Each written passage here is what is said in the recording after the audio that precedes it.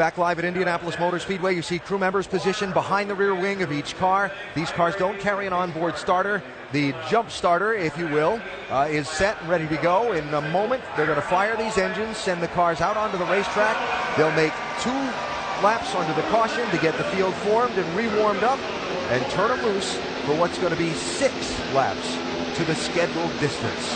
No work was able to be done on the car, so the drivers are going back out with exactly what they were with on the racetrack when they were out there competing before. So no modifications to the car. I can assure you that the driver conversation with the crew when they were sitting there waiting for the repairs to be done to the safer barrier was, who's around me, what kind of speeds are they capable of, and we're going to find out here in a shootout to the end very shortly who is going to win the Indy 500. I think you have to be in the top 5 to have a realistic shot at this.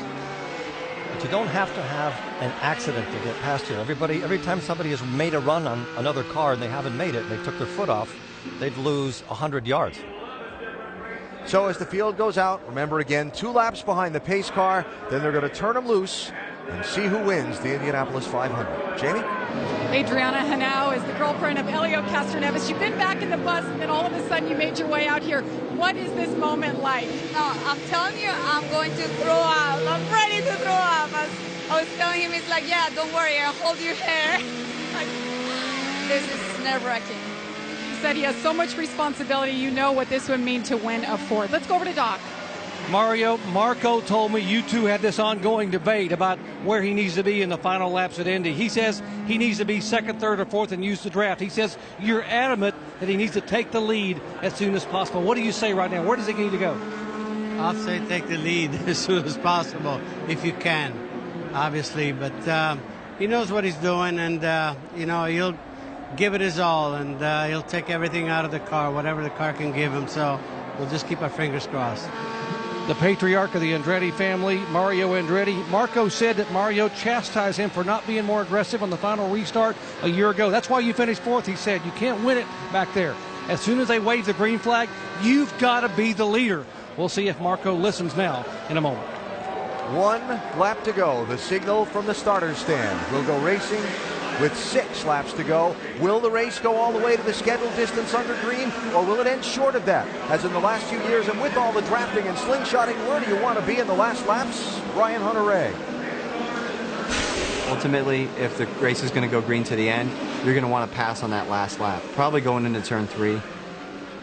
Maybe coming out of turn 4. Could be that exciting. Could be that close. But you're leading the race right now. I think Hunter-Reay's in the right place, because all those cars that are behind him are going to try to pass, and there could very easily be another yellow. Look at the running order across the top of the screen as we get ready to go. 21 cars on the lead lap. And the interesting thing is that this new generation car, which we're now in the 3rd year, we've not seen this type of a run to the finish here. So the guy that's in the lead, we know, punches a bigger hole in the air, makes it easier for the guys to pass behind. Everybody's questioning where to be. I don't know where to be. I don't think anybody knows where to be, but we're about ready to find out. Estimated better than 200,000 here. They're all standing up. Here they come for the restart to see who wins the Indianapolis 500. Green flag.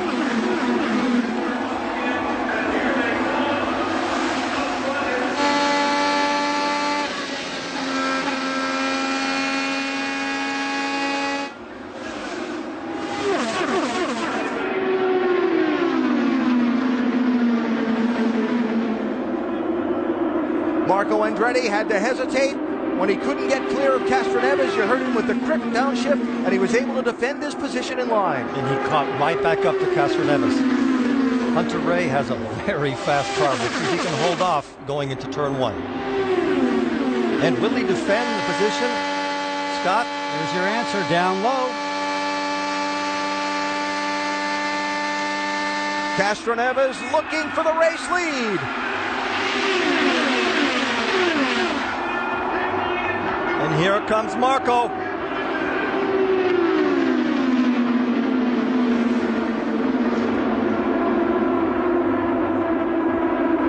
Two teammates in 2nd and 3rd place. Hunter-Reay challenged by Marco Andretti to turn 3. Oh, that's close. That's exactly what Castroneves That's what he wants. Castroneves needs the two of them to fight relentlessly to give him just enough room. Now we have 4 laps to go. The defensive line down the front stretch, but Hunter Ray looks to the outside.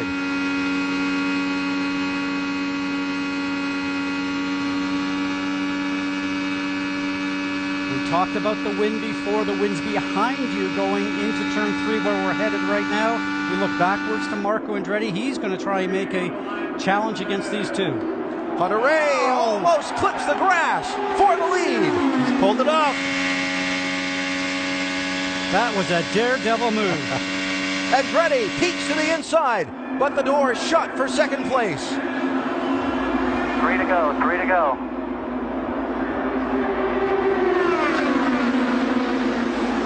Castroneves sets up high to get a run for Hunter Ray on the back straight. And if these drivers tangle, Munoz is 4th, Montoya is 5th, Kurt Busch is 6th. Hunter Ray going all the way down to the bottom to try to break the toe.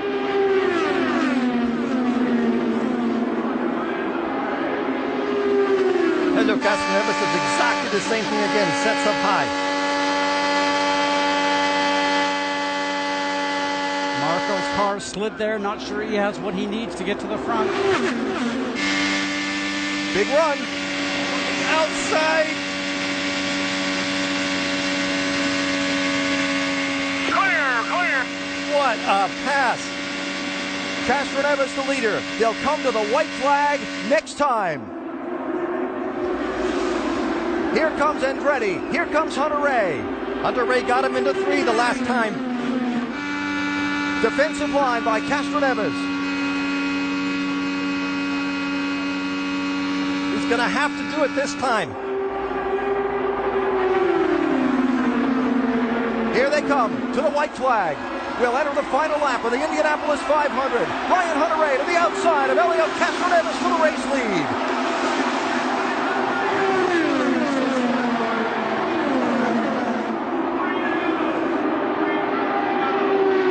That kind of drafting warm up the photo finish cameras. Half a lap to go.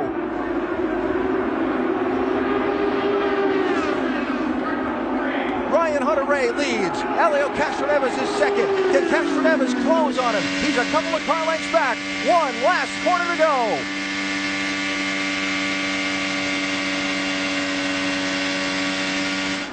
Checkered flag is in the air. Here comes Castroneves.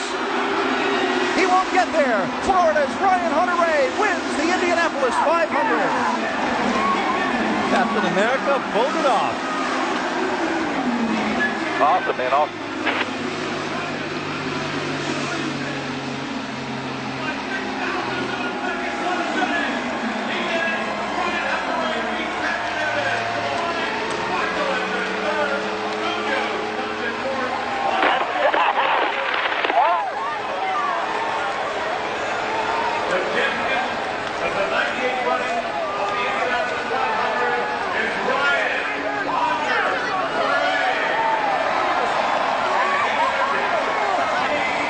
Looks like a fun party to be in the middle of, Jamie.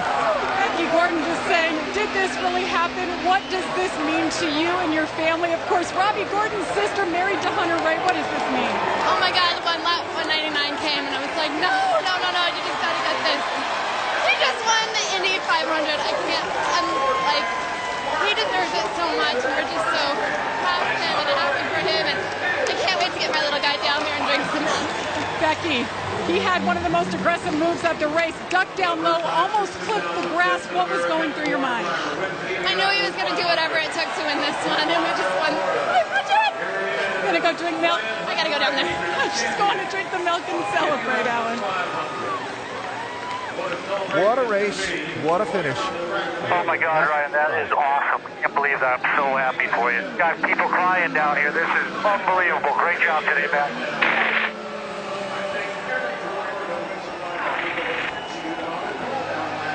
He started last year's restart first and got shuffled back to 3rd. This year he's going to go kiss the bricks, drink the milk, and have his likeness inscribed on the Ford Warner Trophy. I admire everybody that wins this race, but it is great to see an American driver having just won the Indy 500.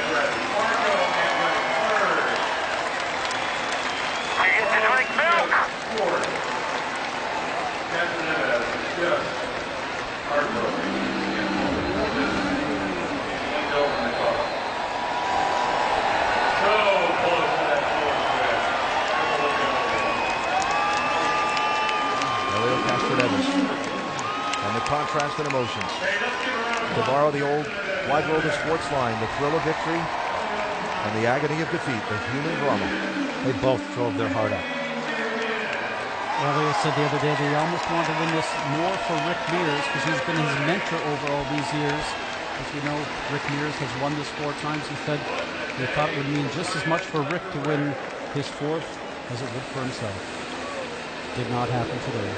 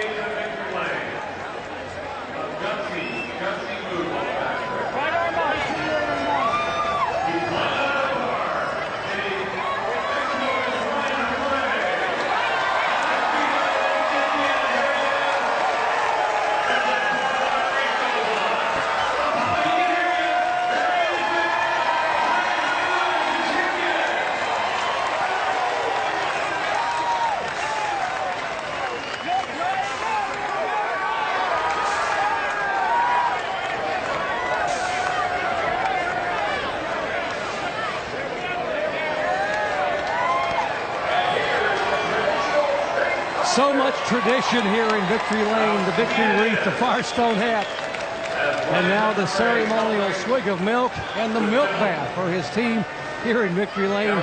Here is the 500 Festival Princess to give him the congratulatory kiss. You did it, my friend. You are an Indy 500 champion. Congratulations. What's this like? It's a dream come true, man. I can't even believe it. I don't even know. It hasn't even sunk in yet, but this is just the most fantastic team. I mean, the support they've given me. To give me this race car 2 years in a row to have a shot at winning the greatest race in the world. A dream has come true today, and I'm a proud American boy, that's for sure. Take us through those final laps. The people here on their feet screaming. Got to believe the millions at home watching were screaming. Tell us about holding off and passing and repassing Elio Castroneves. There was no practice for it. We never really ran those lines at all the whole month, and that was all new. Everything everybody was doing at the end was all new, and I didn't know if we had what it took, but I did my absolute best, and I've got the best team behind me.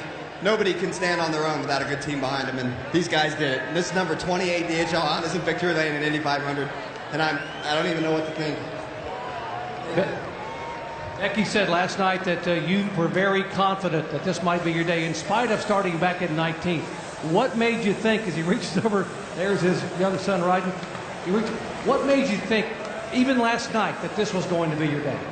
I knew we had a good race car. We didn't qualify well. We started 19th, but we ran to the front, and I was just biding my time, making the right adjustments on the stops. I'm so excited right now, I can't even think. And this is just a dream come true. We did everything right today, and that's what it takes to win this race. I've watched this race since I was in diapers, sitting on the floor in front of the TV. My son did it today. He watched me here. I'm thrilled. This is American history, this race. This is American tradition. Our auto industry is based on it, and this is as big as a championship for me.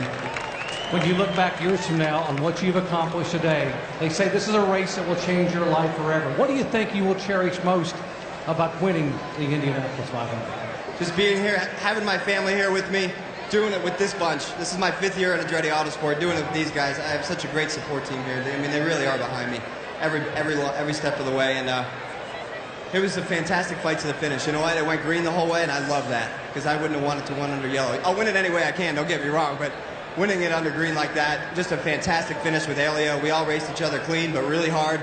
I think that was some fantastic racing. I hope the fans loved it because I was on the edge of my seat, that's for sure. Congratulations again to Ryan Hunter-Reay, a 33-year-old out of Fort Lauderdale, Florida. And there's his buddy Graham Rahal coming in. Michael Andretti over here, the car owner. Oh my gosh, what another celebration for Michael. His third win in the Indy 500 as a car owner. Alan? And for Michael, the 5 cars he had entered in the race, 1 crashed racing for the lead with 25 laps to go. The other 4 finished in the top 6 spots. 1 driven into victory lane by Ryan Hunter-Reay. And what a scramble those final 6 laps were between Hunter-Reay, Elio Castroneves, and Marco Andretti. And this is all flat out driving. You're not taking your foot off the throttle whatsoever. Running speeds of 223, 224, of which they were doing. You look in the mirror, you see the competitor coming up on the high side. You don't take your foot off it. You wonder if he'll make it or not. He gets it clean. And there we go. The run to the checkered flag. Castroneves just too far back to get there by the time he reached the yard of bricks. That said, the second closest finish in 500 history. Right there. Hunter-Reay was unstoppable. 6 100ths of a second between Ryan Hunter-Reay and Elio Castroneves.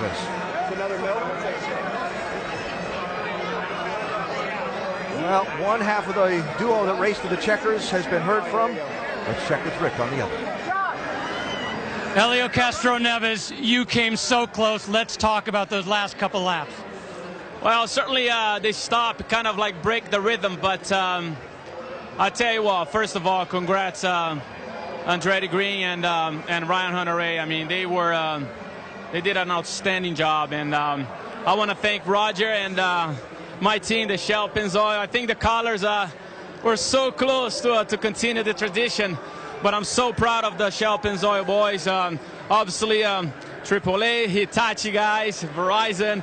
I want to thank everyone because it was close. It's a shame, so close, but you know, today it's Ryan Hunter-Reay's day. Let's talk about that moment when you came into the pits after the race was over, and you just had to sit and think about it. What was going through your mind?